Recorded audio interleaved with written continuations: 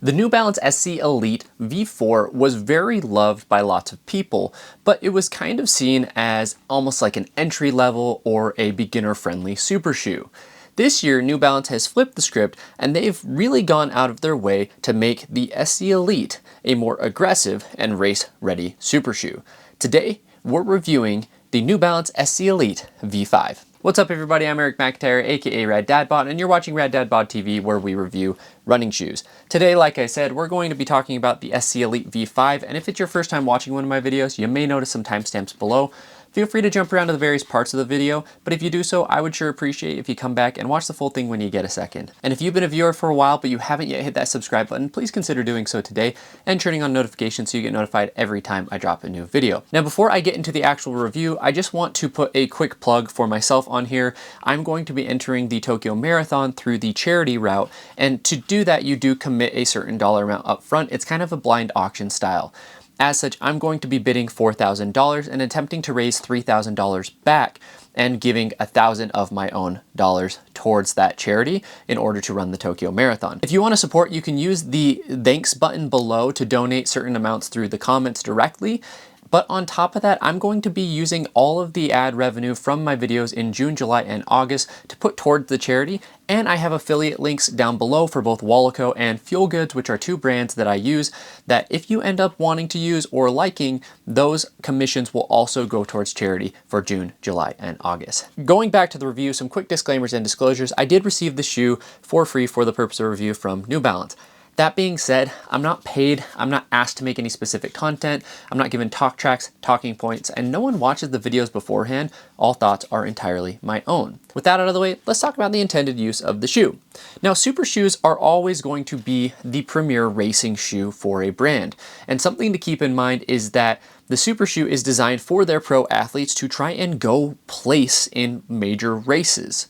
As such, the super shoe is never necessarily going to be created for the general public. Now, there will certainly be super shoes and certainly be shoes that are going to be more accommodating or more widely available for use for the general public or for, average or slightly above average runners like myself. But this year, New Balance really made an effort to try and make a true elite super shoe. As such, that's how we're going to be evaluating the shoe. Now, from a price perspective, the shoe comes in at $250, so it does stay consistent with previous year's models, and this is a big deal because brands are continually raising the prices more and more year after year. From a specs perspective, we're looking at 7.3 ounces and 214 grams, which is fairly close to previous models. It actually got a little bit heavier, and I will do a comparison video between the V4 and the V5 as well, so stay tuned for that. Then from a stack standpoint, you have 40 in the heel, 32 in the forefoot for a 8mm heel to toe drop, which is actually significantly up because I believe last year was 4mm. So they went with a more aggressive drop in the shoe, although the heel stack stays the same due to the World Athletics compliant standards of 40mm in the heel. From a fit perspective, I feel like the shoe fits true to size for the most part. So last year's model I felt fit a little bit short. This I would go with your regular size. I would not have size up or down. And on top of that, I feel like the width of the shoe is going to be a little bit more streamlined. It's going to be more of a standard fit throughout. You still get maybe a wide-ish heel, but not nearly as wide as previous versions. Overall, it's wide foot friendly still, but more standard fit in general. Now, moving to the upper, we have what is called a single layer mesh. And a lot of people were pretty critical of this upper when they first saw it, not having tried it on or held the shoe in hand. And I understand because it doesn't look or jump off of the screen as a race fit shoe. It looks a little bit more just like a speed oriented upper. But honestly, for me, I really like it. In fact, it's going to be one of the more comfortable uppers on the market. The 7.3 ounces is still fairly lightweight. I know super shoes are really pushing the boundaries of weight right now. And so it may feel like it's still super shoe territory, but it may feel like it's on the heavier end of super shoes. But even then, the upper is very breathable. You have a fully gusseted tongue that is really locked in there nicely.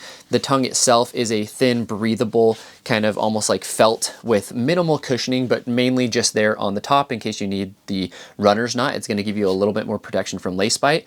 And the cushioning in the heel, it's very reminiscent of the new Rebel V5, but it's just some light cushion there in the back so that you don't get any Achilles rubbing or any discomfort around the ankle collar color, and the lockdown in the shoe is really, really good. So honestly, like, I think some racing uppers, they either are like way too tight, way too snug, even though they're breathable, or they just get like too crazy overall. Sometimes they're hard to get on. They're not really comfortable, but you are okay with it because the shoe is super light and fast. With the SE Elite V5, it is a legitimately comfortable upper with really, really good lockdown, really, really good breathability. You know, if I could take an upper and put it on another outsole, this would be the type of upper I would be looking for in a super shoe. Moving to the midsole, you still have the Fuel Cell midsole. It is PIBA base. And then you have a carbon fiber plate that runs through the shoe. Now, from my understanding, the orientation of the carbon fiber plate has changed, which causes it to feel, that foam to feel a little bit stiffer and for the shoe to have a little bit more pop. I can confirm that the midsole foam, I don't think it's just the plate. I think the tuning of the foam itself is going to be slightly firmer, but it is still soft underfoot. It is probably somewhere between like Zoom X and DNA Gold, right? That's kind of where I would put it in terms of firmness. You know, it does compress. It is comfortable underfoot. It is going to give you that snap though that maybe lacked in previous models. And in compared to previous models, the foam will feel more, it's not firm, but it will feel a little bit more, maybe more dense, less squishy, less mushy overall, where previous models were very, very soft, one of the softest super shoes out there on the market. Now, the other thing of note is that the base is significantly thinner there in the midfoot area. So the SC Elite V4 was incredibly stable, and that's one of the reasons a lot of runners really, really liked it if they were someone who had minor stability needs, but you know, you can't really find stability-oriented super shoes. It's not a thing. And so the SC Elite V4 was a really good option for those individuals. I do think while the shoe is not inherently unstable, the narrower base may cause it to feel a little bit unstable for some people. So that is something to keep in mind. It is not necessarily a shoe that I would recommend if you have even light stability needs. I still do think the shoe itself, because it's not a crazy aggressive geometry, like there's not medial cutouts or anything like that, and yeah, it's a little bit narrower in the midfoot, but I still do think it is one of the more pace versatile or accommodating of midsole setups out there. I think the 8mm drop may feel a little bit uncomfortable to some people, but frankly, a lot of shoes, a lot of super shoes are kind of at that 8mm drop anyway. So I don't think that that's going to disqualify it for people.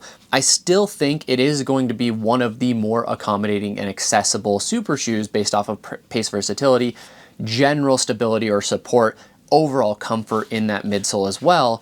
But this year it does come in a little bit more nimble orientation, nimble geometry, and it does have a little bit more snap. So I think that it's a big improvement and it's a step in the right direction. I would like to see maybe a little bit more snap or a little bit more responsiveness still out of the midsole in future models. Moving to the outsole, what we have is just this newly designed rubber geometry, and the outsole on this shoe is really, really good. The outsole on previous models was a little bit hit and miss, but this actively squeaked on roads for me at times. So running on the road, running around, it gripped the ground really, really well. And through about 30 miles, it's holding up really, really well as well. Now, I've used it on the track, I've used it on the roads. I don't think I've taken it on the treadmill. I've taken it on, you know, a little bit of wet surface, running through yards where sprinklers were going, so the shoes got wet. And again, the grip stayed consistent, the grip stayed strong throughout the run. Overall, I don't feel like the outsole is adding a ton of extra weight either, but that little, like, they're almost like lugs. They don't come out like significantly, they don't protrude really. And so it just gives you a little bit of extra bite. I'm not really noticing any extra wear and tear either on any of the exposed midsole foams, which is really, really nice. So I do believe that this will probably be one of the more durable super shoes on the market as well. Now, as far as who's the shoe for, I kind of talked about it already. Really, the shoe is for, I mean, a little bit of anyone. Like if you like the Rebel and you're looking for something along that, you know, in that same vein, I do think that New Balance does a really good job of having consistency across like the Rebel, the Pacer, the Trainer, and the Elite. I do think, this is going to be a more narrow pattern or a more narrow base than the Rebel though. So, you know, And on top of that, the foam is a little bit firmer, and not even a little, it's a good amount firmer, to be honest, than the Revel V5. So something to keep in mind, if you're looking for a super squishy foam underfoot, probably not the shoe for you. If you're looking for a shoe that's gonna be supportive, stable, while still fast, I do think this could be a good option so long as you don't have legitimate stability needs due to the narrow base. I think that, you know, if you're looking for something, if you're worried about, you know, how comfortable are you going to feel later in the race? Like, you may feel faster in a different shoe at the first, you know, 5 miles, but then you get to the last 5 miles of a marathon and you're breaking down. I do think that this shoe is going to be consistent. It's not going to give out on you. Form breakdown, you should still be able to keep your regular stride in the shoe. The shoe is not going to impede you. So if you are someone who really wants to prioritize comfort on your race, if you're someone who's going to be on foot for a long time too, or you're someone who just wants a, you know, nice fitting, comfortable upper and wants to kind of pamper your feet a little bit for your marathon, then I do think the SC Elite V5 is going to be really, really nice. Ultimately, I do think it still fits kind of those who like the SC Elite V4. Just be aware that there are major changes to the shoe. So just some final thoughts. You know, New Balance, they really, you know, I think it's fair to say maybe the design is not as exciting as some of the other super shoes on the market right now. I think it's a good looking shoe, but when I first saw it, you know, I do agree, I didn't think that's a racing shoe, right? Like, it doesn't jump off of, again, the screen and make you say racing shoe, but it absolutely is a good racing shoe and it really gets the job done. So far I've run 11 miles in it. I did a track workout, so I did like 400-meter repeats in it, did a progression run.